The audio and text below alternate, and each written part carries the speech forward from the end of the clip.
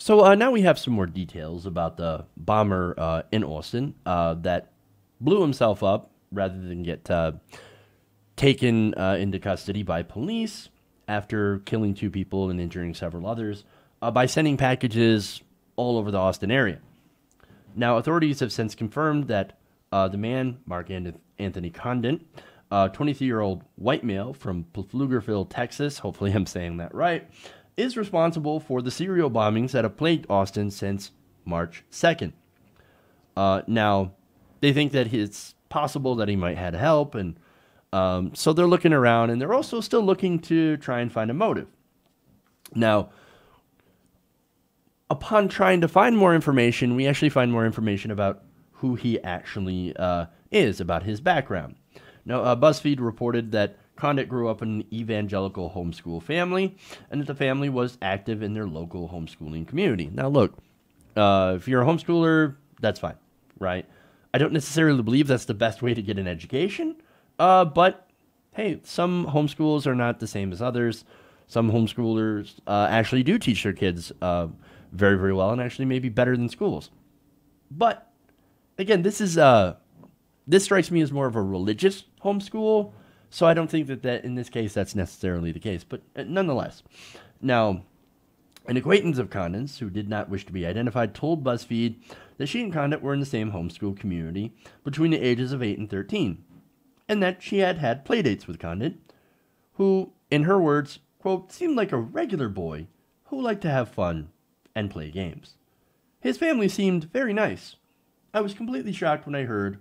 I had no idea it would be someone I knew. Okay, so look, this is fairly standard.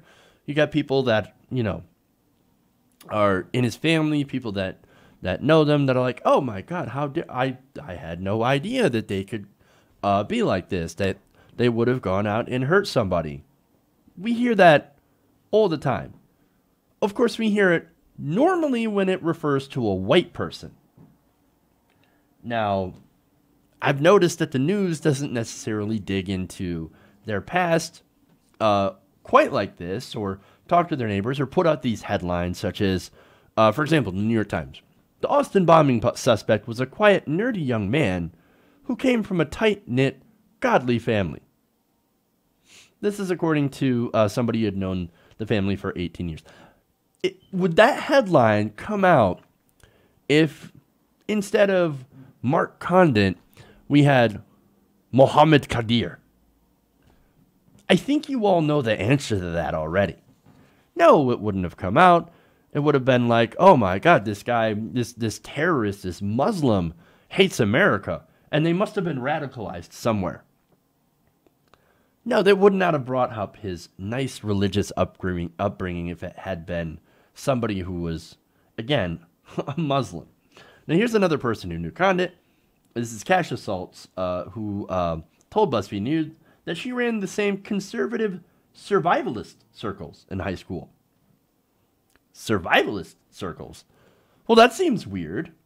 Schultz said that they were both involved in a group called Righteous Invasion of Truth, Riot. Oh boy. Again, imagine if somebody who was, we overplayed the Muslim thing. What if they were black and they were in a group called Riot? Conservative heads would explode. But since this is a conservative group, this is actually a Bible study and outdoors group for homeschool kids. That included monthly activities such as archery, gun skills, and water balloon fights. Okay. Look, when you look at it, okay. Hey, there's nothing wrong with archery and gun skills and camping and all that stuff. Okay, great. That's fine. Again, but you just got to look at the double standard, right? If somebody who was black was in riot or Muslim who was in riot, well, let's just say there would be a riot. Now, more details about his beliefs. He is a conservative.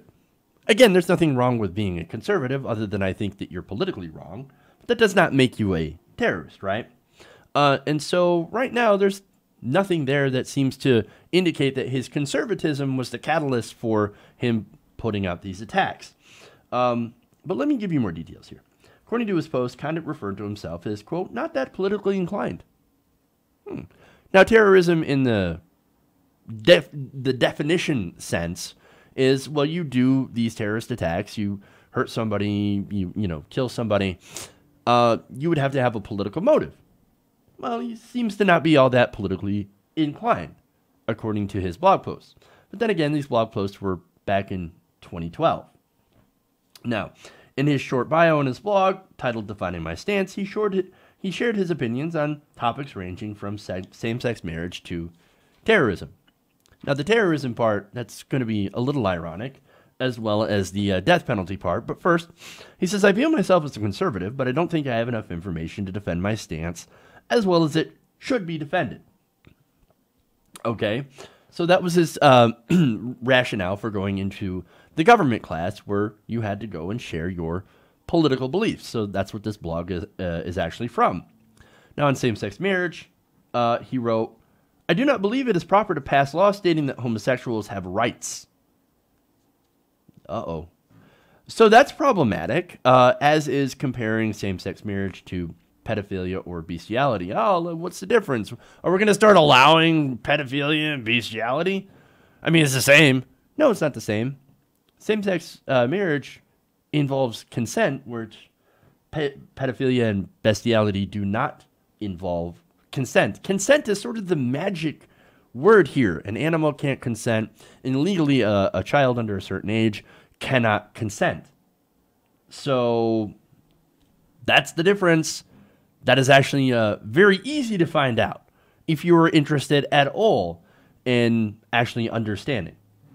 And again, why shouldn't gay people have rights? They're people. They're Americans. And we're all supposed to be protected under the Constitution with equal rights. The founders of the Constitution did not fucking stutter when they said all men are created equal. Just saying. Now, on abortion, of course, standard conservative view, he railed against a woman's right to choose, saying if you can't provide for a child, then don't have sex. Or maybe you should, I don't know, be in favor of birth control. Now, on terrorism. Now, this is interesting. It's actually some of the most interesting parts of this. He believed that Mark Thiessen, a Republican, made good points in a 2012 piece calling American officials' decision to accept a plea deal from a terrorist, Majid Khan, as outrageous. Oh my God. No, you don't understand. He's a terrorist. Never release him. In fact, I'm in favor of the death penalty, so we should execute him. No quarter for suspected terrorists or actual terrorists. Okay. Now, as I said, on the death penalty, he's very pro-death penalty. He said, living criminals harm and murder again. Executed ones do not. And he used the example of George Rivas, that is the mastermind of the Texas 7 prison break that left one police officer dead. Now, on that, again, this sort of, I think, offers a little bit of insight. Because he said if Rivas wanted to or wished for death, he would have just shot himself, like his fellow Texas 7 escapee, Larry Harper, who committed suicide rather than be captured and reincarcerated. So I think one of those things is that he was talking about, hey, look, obviously, if you're, if you're going to try and escape, I think death is a way for them to do that. Instead of being reincarcerated, which takes away your freedom.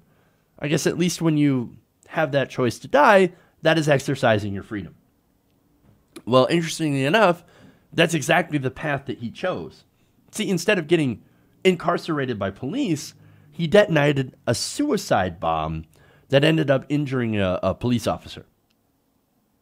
So, look, you can't argue that he didn't state it with his principles. He is pro-death penalty to the last. As a terrorist, he gave himself the death penalty. Nonetheless, investigators say, yeah, but even though, okay, yeah, we see his background, but there's nothing in there to show that he has a motive for doing so. He even released a tape in which he's like, yeah, I'm making bombs. Yeah, but why? Why are you making bombs? Now, look, I think a lot of people don't care. I necessarily don't care. But I think it would be interesting if he actually did come up with a motive. But then again, let's go back to the double standard for a second. If it were a black person or a Muslim, we wouldn't actually be asking what the motive is. The media wouldn't be focusing on asking what the motive is. We would just assume that, hey, man, look, they hate us because they hate us. It's a little bit of a double standard on this. And so, look, we see this every time, whether it be a white shooter or a white bomber versus somebody who is not white, who's Muslim or African-American, Latino, etc. There is that double standard in the news. Oh, no, the white people, they're just troubled. They're just troubled. There's something wrong with them.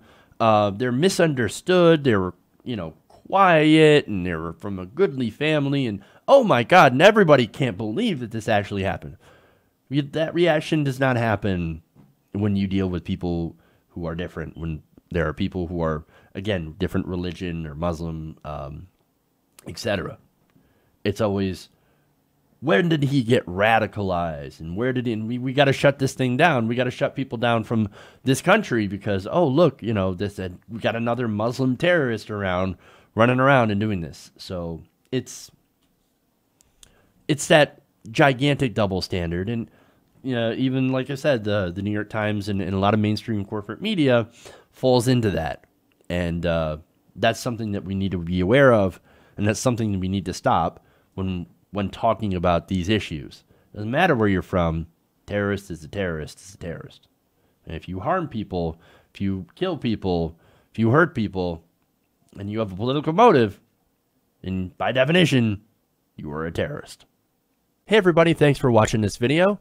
If you want to see more like this, please hit the subscribe button below. And if you want to support truly independent progressive media, please consider becoming a patron at patreon.com/TYTNation.